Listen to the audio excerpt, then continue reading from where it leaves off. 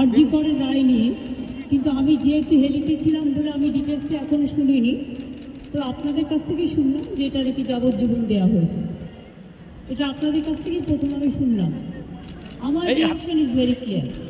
আমরা প্রথম দিন থেকেই ফাঁসির দাবি করে এসেছিলাম এবং আজকেও আমরা সেই দাবিতে অটুট আছি। কিন্তু আদালতের রায় ন্যাচারালি এখন সবাই মিলে কি বলবেন আমি জানি না, বাট আমার কথা আমি বলতে পারি বা আমার দলের বক্তব্য যেটা হচ্ছে, আমরা 3টে কেসে আপনারা দেখেছেন 54 দিন থেকে 60 দিনের মধ্যে আমরা ফাঁসির অর্ডার করেই দিয়েছি।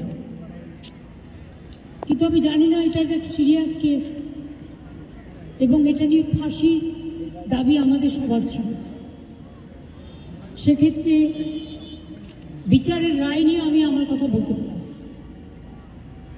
আমরা এটাই বলেছিলাম, আমাদের হাতে কেসটা থাকলে আমরা কিন্তু অনেক দিন আগেই ফাঁসির অর্ডার দিয়ে দিতে পারতাম, ফাঁসির অর্ডার করে দিতে পারতাম।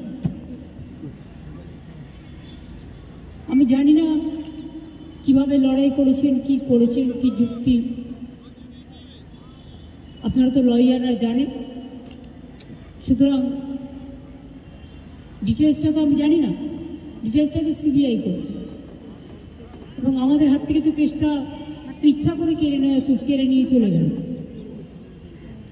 আমরা তো বলেছিলাম আমরা যদি করতে না পারি তাহলে আপনারা সিবিআইকে দিন, আমার কোনো আপত্তি নেই, কারণ আমরা চাই বিচার হোক। এই নরক বিচারদের চরমতম শাস্তি হওয়া উচিত।